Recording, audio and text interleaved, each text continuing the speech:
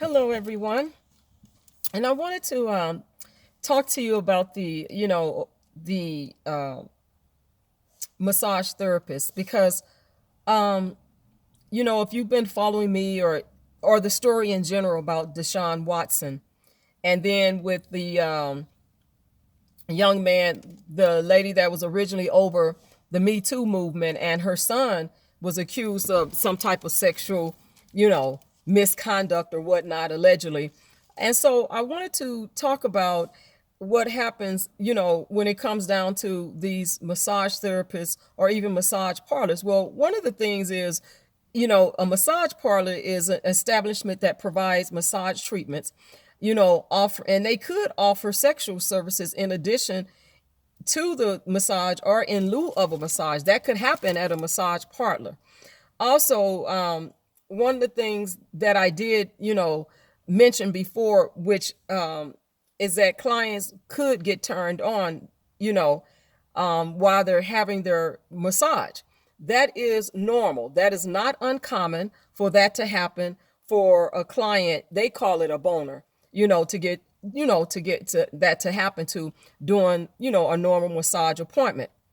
And there's also, full body massages where someone can say they want a full body massage where they could have, their arms, legs, hands, feet, neck, back, buttocks, stomach, and the area around the breast, not the actual breast for a woman, but around the breast, and then if the client is not comfortable with that, then they don't have to, they can say, I hate to be touched there, don't touch me, on my butt or something like that, or they don't want to be touched there. So that's one of the important things to understand about, you know, these massage therapists and, going, a massage therapist or even going to a massage parlor.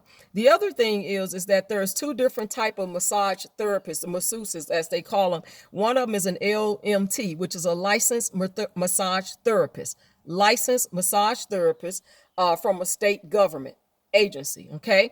And then the other one is a certified to practice, which is a CMP. It's certified to practice, and they have less training than an actual licensed therapist. So you can have a certification to practice, massage, masseuse, but, to practice. And then there's the licensed massage therapist. Okay.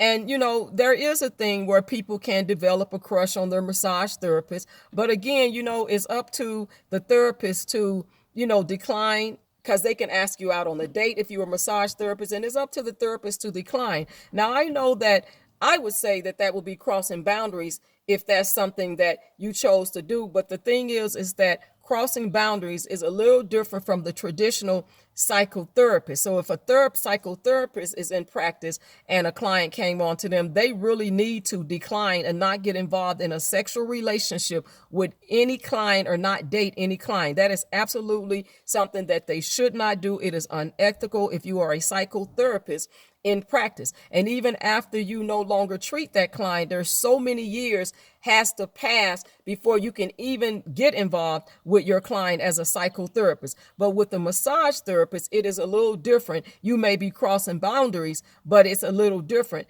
But there's some legal ethical crossing the line. So usually don't use your client as a dating pool, and vice versa. As far as the client, try not to get involved with your massage therapist. But there has been rare cases where the massage therapist was attracted to the client was attracted to the massage therapist, and somehow, it comes out and they decide to date and then get married. Those things have happened.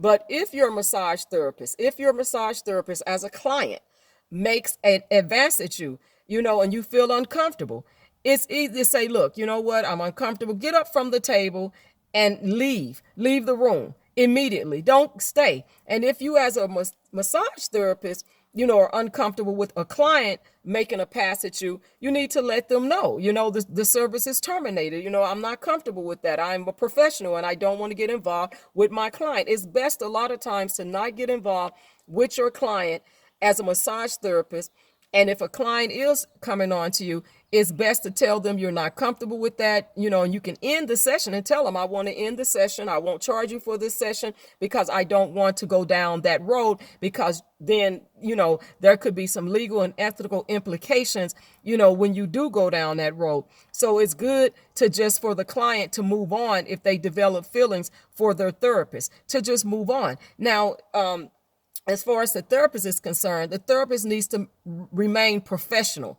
And there's a lot of therapists that, to me, that are part of this Deshaun Watson case. They don't seem to be remaining professional. What it seems like is that they came on to this man. They didn't know how to handle the normal case of when a man gets excited. That is a normal process when you're touching certain parts of the body on a man. It's normal for a man, to get excited.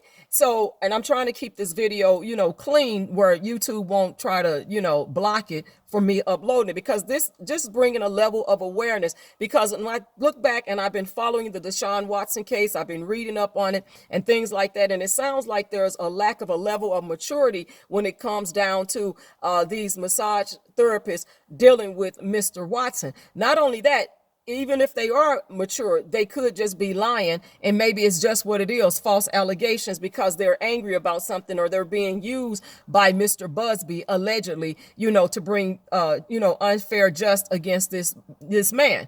And then again, it could be a level of immaturity with some of these women, the women that are saying he did something to them. Because honestly, right now, I believe the presumption of innocent until proven guilty.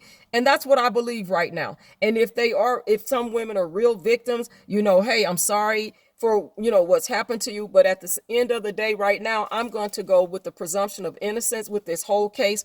But again, I actually did a little more research on my own.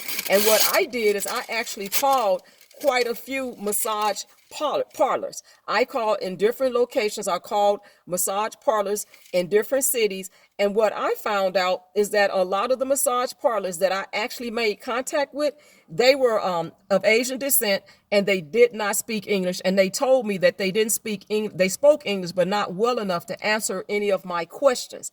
And then I got one massage parlor. She was very fluent in English, and she told me she's more than willing to answer my questions. One of them said their manager wasn't there. And then the last one I called, she told me that she could. I asked her, since I didn't know, when I started making the calls. So this particular, when I called the last phone number and I asked, do you speak English? And I told her I was doing some research, which I actually am doing research. So I asked her, I didn't get her name, so no violation of privacy or anything like that. But I did tell her that I was doing some research and I wanted to know the difference.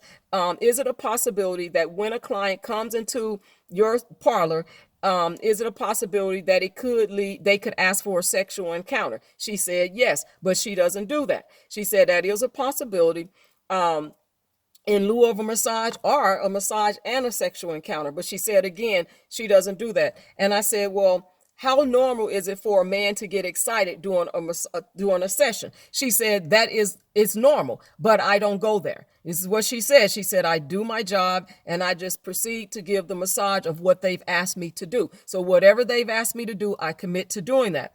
As far as the actual massage, is it the arms? Is it the body, upper arms? This is what she was explaining to me. Very nice woman, very nice massage therapist. I also asked her about the qualifications. She said there are 2 levels of qualifications. One where they're licensed, and again, one where they're just they're certified to practice.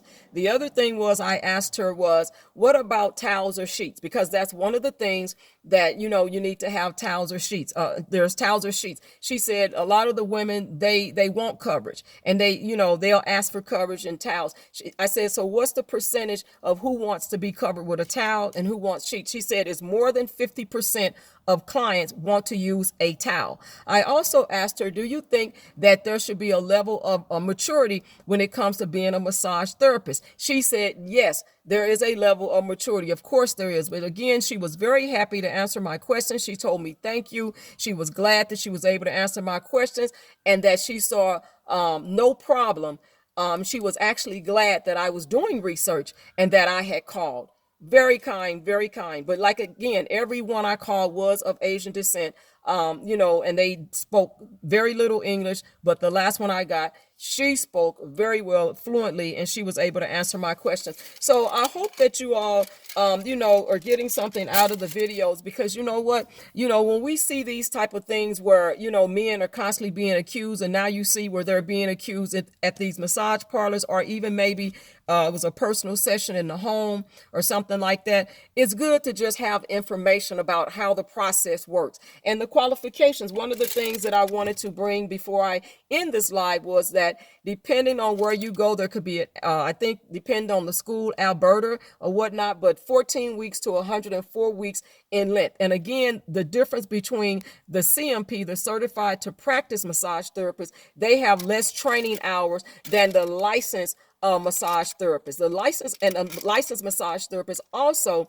they have a license from a state government, state government agency, state government. So again, putting all those facts together and what's been transpiring with the Deshaun Watson case, and then with the lady that was originally over the Me Too movement, her son was allegedly, accused of, inappropriateness in a massage parlor. So I think it's important to share this information, because a lot of people don't know, and what they're looking at is and I remember they tried to use this thing with the towel. Oh, he just wanted a towel but it's a choice. The client has a choice. And what the massage therapist said to me was, she always asks, what would you like? Would you like a towel or would you like sheets? And she always asks, she confirms what parts of the body that they want to have worked on. So it is important to understand these things, because a lot of times when they when the news report stuff, they don't do their research on, on a lot of in-depth stuff.